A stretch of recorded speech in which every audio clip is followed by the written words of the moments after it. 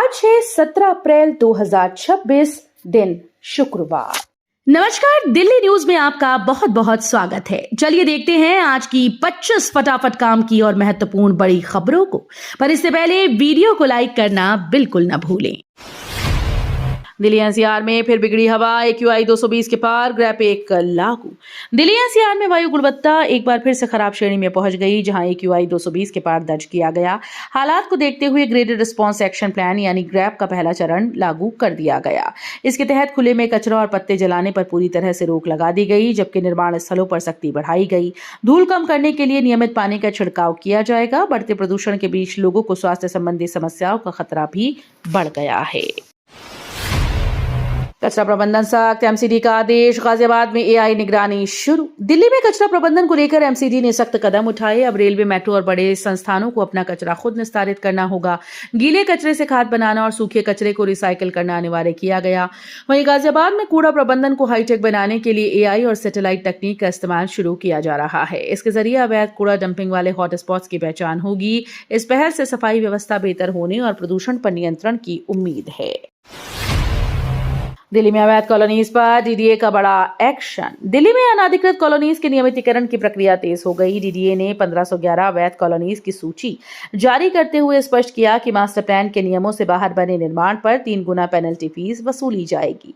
प्रत्येक कॉलोनी के लिए अलग लेआउट प्लान तैयार होगा और एक इंटर एजेंसी सेल काम करेगा। छोटी दुकानों को शर्तों के साथ मंजूरी मिलेगी। सरकार जैसा है जहां है के आधार पर कॉलोनीज को नियमित करने की प्रक्रिया आगे बढ़ा रही है। दिल्ली रोहतक के बीच जल्द दौड़ेंगी इलेक्ट्रिक बसेस, सफर होगा सस्ता और आसान। दिल्ली सरकार ने पब्लिक ट्रांसपोर्ट को मजबूत बनाने के लिए बड़ा फैसला लिया। जल्द ही 200 नई इलेक्ट्रिक बसेस DTC बेड़े में शामिल होंगी और दिल्ली से रोहतक के बीच इंटर स्टेट ई-बस सेवा शुरू की जाएगी। ये बसेस कश्मीरी गेट और पीरागढ़ी से चलकर टिकरी बॉर्डर, बहादुरगढ़ और सांपला होते हुए रोहतक पहुंचेंगी। आधुनिक सुविधाओं से लैस ये बसेस यात्रियों को आरामदायक सफर देंगी। इस पहल से प्रदूषण कम होगा और रोजाना सफर करने वालों को बड़ी राहत मिलेगी। दिल्ली सरकार का सख्त आदेश, बायोमेट्रिक हाजिरी अनिवार्य। दिल्ली सरकार ने सभी विभागों में बायोमेट्रिक उपस्थिति प्रणाली को अनिवार्य कर दिया है। मुख्यमंत्री के औचक दौरे के बाद कई जगह कर्मचारियों की अनुपस्थिति सामने आने पर यह फैसला लिया गया। प्रशासनिक सुधार विभाग ने आदेश जारी कर सभी अधिकारियों और कर्मचारियों को समय पर उपस्थिति दर्ज कराने के निर्देश दिए। देर से आने या जल्दी जाने वालों पर कार्रवाई की जाएगी। सरकार का मानना है कि इस कदम से सरकारी दफ्तरों में जवाबदेही बढ़ेगी और कामकाज में सुधार होगा। दिल्ली में LPG कालाबाजारी पर बड़ी कार्रवाई, 540 छापे।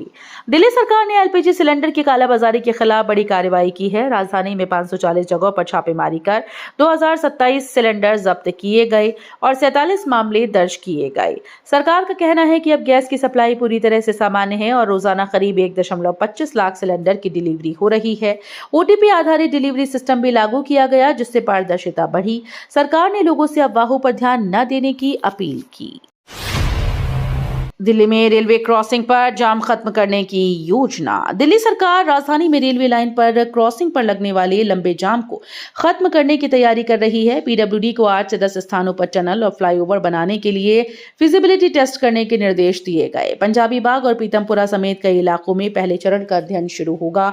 रिपोर्ट में जमीन अतिक्रमण और निर्माण चुनौतियों का आकलन होगा, जिसके बाद DPR तैयार कर आगे की मंजूरी दी जाएगी। दिल्ली फायर सर्विस का आधुनिकीकरण तेज, सुरक्षा मजबूत करने के निर्देश। दिल्ली में अग्नि सुरक्षा व्यवस्था को मजबूत और आधुनिक बनाने की दिशा में कदम तेज हो गए। उपराज्यपाल ने फायर सर्विस की समीक्षा करते हुए सिस्टम को नागरिक अनुकूल बनाने और ईज ऑफ डूइंग बिजनेस पर जोर दिया। बैठक में स्टाफ ट्रेनिंग, तकनीकी सुधार और फायर स्टेशन की संख्या बढ़ाने पर चर्चा हुई। बढ़ती गर्मी को देखते हुए समर एक्शन प्लान लागू करने और जागरूकता अभियान चलाने के निर्देश दिए। साथ ही अग्निशमन, एम्बुलेंस और पुलिस सेवाओं को एक इमरजेंसी नंबर से जोड़ने की योजना पर भी जोर दिया गया। दिल्ली में EV चार्जिंग को बढ़ावा, नेटवर्क 10,000 के पार, केंद्र से मदद। दिल्ली में इलेक्ट्रिक वाहनों को बढ़ावा देने के लिए चार्जिंग इंफ्रास्ट्रक्चर तेजी से विस्तार पा रहा है। शहर में चार्जिंग पॉइंट्स की संख्या 10,000 के पार पहुंच चुकी है, जिसमें हाल ही में हजारों नए पॉइंट जोड़े गए। अब दिल्ली सरकार इस नेटवर्क को और मजबूत करने के लिए केंद्र से वित्तीय सहायता मांगने की तैयारी में है। PME ड्राइव योजना के तहत प्रस्ताव भेजा जाएगा। साथ ही 17 अप्रैल को 150 नई इलेक्ट्रिक बसेस सड़कों पर उतरेंगी। दिल्ली एयरपोर्ट पर भाषा की बाधा खत्म करने की पहल। दिल्ली एयरपोर्ट ने यात्रियों की सुविधा के लिए DEL केयर्स अभियान के तहत योर टर्मिनल कंपेनियन नामक वीडियो सीरीज शुरू की। इसमें 24 वीडियो शामिल हैं जो डिपार्चर, ट्रांजिट और अराइवल की प्रक्रिया को आसान भाषा में समझाते हैं। ये वीडियो 20 भाषाओं में उपलब्ध है, जिसमें हिंदी, अंग्रेजी और कई विदेशी भाषाएं शामिल हैं। QR कोड, वेबसाइट और YouTube के जरिए उपलब्ध इस पहल का उद्देश्य यात्रियों को आत्मनिर्भर बनाना है। दिल्ली पुलिस में बड़ा फेरबदल, 10 SHO के तबादले।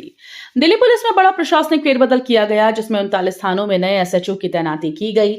इसमें 10 SHO का तबादला किया गया। अधिकतर अनुभवी इंस्पेक्टर्स को थानों की जिम्मेदारी सौंपी गई, जो पहले भी विभिन्न थानों में काम कर चुके हैं। अधिकारियों का कहना है कि जल्द ही एक और सूची जारी की जाएगी। इस बदलाव का उद्देश्य पुलिसिंग को और प्रभावी बनाना और थानों में बेहतर प्रबंधन सुनिश्चित करना बताया जा रहा है। फर्जी प्रोफाइल से 500 महिलाओं से ठगी, साइबर ठग गिरफ्तार। दिल्ली पुलिस ने एक बड़े साइबर ठग को गिरफ्तार किया, जिसने फर्जी प्रोफाइल बनाकर देश भर की 500 से अधिक महिलाओं से करीब 2 करोड़ रुपए की ठगी की। आरोपी डेटिंग और मैट्रिमोनियल ऐप्स के जरिए महिलाओं से दोस्ती कर शादी का झांसा देता था और फिर मेडिकल इमरजेंसी या बिजनेस लॉस का बहाना बनाकर पैसे ऐंठता था। पुलिस ने तकनीकी जांच के आधार पर पश्चिम बंगाल से आरोपी को पकड़ा और उसके पास से कई डिजिटल उपकरण बरामद किए। MCD में चुनाव की अधिसूचना जारी, 29 अप्रैल को वोटिंग। दिल्ली नगर निगम में मेयर, डिप्टी मेयर और स्टैंडिंग कमेटी के सदस्यों के चुनाव की अधिसूचना जारी कर दी गई। चुनाव 29 अप्रैल 2026 को सिविक सेंटर के अरुणा आसफ अली सभागार में होंगी। नामांकन प्रक्रिया 23 अप्रैल तक चलेगी, जिसमें उम्मीदवारों को फॉर्म 2 के जरिए आवेदन करना होगा। 3 स्टैंडिंग कमेटी सदस्यों के पद खाली होने के बाद ये चुनाव कराया जा रहा है। अधिसूचना जारी होने के साथ ही MCD में राजनीतिक गतिविधियां तेज हो गई हैं। नई दिल्ली, आनंद विहार और सहरसा से बड़ी रेल सुविधा। गर्मी की छुट्टियों में यात्रियों की भीड़ को देखते हुए रेलवे ने 3 जोड़ी समर स्पेशल ट्रेन के संचालन का फैसला किया। इसमें नई दिल्ली, सुपौल, आनंद विहार, जोगबनी और सहरसा यशवंतपुर ट्रेन शामिल हैं। ये ट्रेन 17 अप्रैल से 15 जुलाई तक विभिन्न तिथियों पर चलाई जाएंगी। इनका रूट सहरसा, बरौनी, हाजीपुर, वाराणसी, गोरखपुर और अन्य प्रमुख स्टेशन से होकर गुजरेगा। रेलवे का उद्देश्य यात्रियों को अतिरिक्त सुविधा देना और गर्मी में भीड़भाड़ को कम करना है। अमेरिका के 250वें स्वतंत्रता दिवस पर शुरू हुआ खास अभियान। दिल्ली के सड़कों पर इन दिनों अमेरिकी प्रतीकों और राष्ट्रपति डोनाल्ड ट्रंप की तस्वीरों से सजे ऑटो रिक्शा लोगों का ध्यान खींच रहे हैं। अमेरिकी दूतावास ने स्वाधीनता 250 अभियान की शुरुआत की, जिसमें ये ऑटो अमेरिका के 250वें स्वतंत्रता दिवस का जश्न मना रही हैं। इसमें हैप्पी बर्थडे अमेरिका और 250 वर्ष पूरे होने के संदेश भी दिख रहे हैं। ये पहल भारत अमेरिका दोस्ती को मजबूत करने के प्रतीक के रूप में देखी जा रही है। मुबरका अंडरपास तैयार, दिल्ली में ट्रैफिक जाम से मिलेगी बड़ी राहत। दिल्ली में ट्रैफिक जाम से राहत देने के लिए बुनियादी ढांचे पर तेजी से काम हो रहा है। मुकरबा चौक पर बन रहा अंडरपास करीब 98% पूर्ण हो चुका है, जिससे बादली, रोहिणी और जहांगीरपुरी के लोगों को बड़ी राहत मिलेगी। इस अंडरपास से रोजाना करीब 16,000 वाहनों की आवाजाही आसान होगी और आउटर रिंग रोड पर दबाव कम होगा। वहीं रिंग रोड को जाम मुक्त बनाने के लिए एलिवेटेड कॉरिडोर योजना पर भी काम तेज है। महुआ मोइत्रा के खिलाफ कोर्ट ने जारी किया नोटिस। दिल्ली के साकेत कोर्ट ने तृणमूल कांग्रेस सांसद महुआ मोइत्रा के खिलाफ दायर याचिका पर नोटिस जारी कर दिया। ये याचिका वाराणसी में गंगा नदी पर इफ्तार को लेकर किए गए ट्वीट के संबंध में FIR दर्ज करने की मांग से जुड़ी है। मजिस्ट्रेट कोर्ट पहले इस मांग को खारिज कर चुकी थी, जिसे अब सेशंस कोर्ट में चुनौती दी गई। कोर्ट ने मामले की अगली सुनवाई 16 मई को तय की। दिल्ली में जनगणना का पहला चरण शुरू। दिल्ली में जनगणना का पहला चरण आज से शुरू हो गया, जिसमें हाउस लिस्टिंग और हाउसिंग सेंसस के तहत घर घर जाकर डिजिटल सर्वे किया जाएगा। इस प्रक्रिया में करीब 33 सवाल पूछे जाएंगे, जिसमें घर की स्थिति, मालिकाना हक और बुनियादी सुविधाओं की जानकारी शामिल है। पूरी प्रक्रिया मोबाइल ऐप के जरिए होगी, जिससे डेटा अधिक सटीक रहेगा। ये सर्वे 2 चरणों में 15 जून तक चलेगा और सभी इलाकों को कवर किया जाएगा। प्रशासन ने लोगों से सहयोग की अपील की। IIT दिल्ली बनाएगा स्पेस टेक्नोलॉजी सेंटर, अंतरिक्ष रक्षा को मिलेगी नई ताकत। भारत की अंतरिक्ष रक्षा क्षमताओं को मजबूत करने के लिए IIT दिल्ली ने बड़ा कदम उठाया। स्पेस डायलॉग 2026 के दौरान स्पेस टेक्नोलॉजी सेंटर की स्थापना की घोषणा की गई। ये केंद्र शिक्षा, शोध और राष्ट्रीय सुरक्षा को एक मंच पर लाएगा। यहाँ आर्टिफिशियल इंटेलिजेंस, क्वांटम सेंसर और स्पेस डोमेन अवेयरनेस जैसे उभरते क्षेत्रों पर काम होगा। इस पहल से भारत के स्पेस डिफेंस इकोसिस्टम को नई मजबूती मिलेगी और भविष्य की चुनौतियों से निपटने की क्षमता बढ़ेगी। 2029 से पहले लागू होगा महिला आरक्षण, राजनीति में बढ़ेगी महिलाओं की भागीदारी। भारत की राजनीति में बड़ा बदलाव आने वाला है। लोकसभा सीटों को 543 से बढ़ाकर 815 से ज्यादा करने और महिलाओं को 33% आरक्षण देने की तैयारी अंतिम चरण में है। इसका मतलब है कि संसद में करीब 272 से ज्यादा महिला सांसद रहेंगी।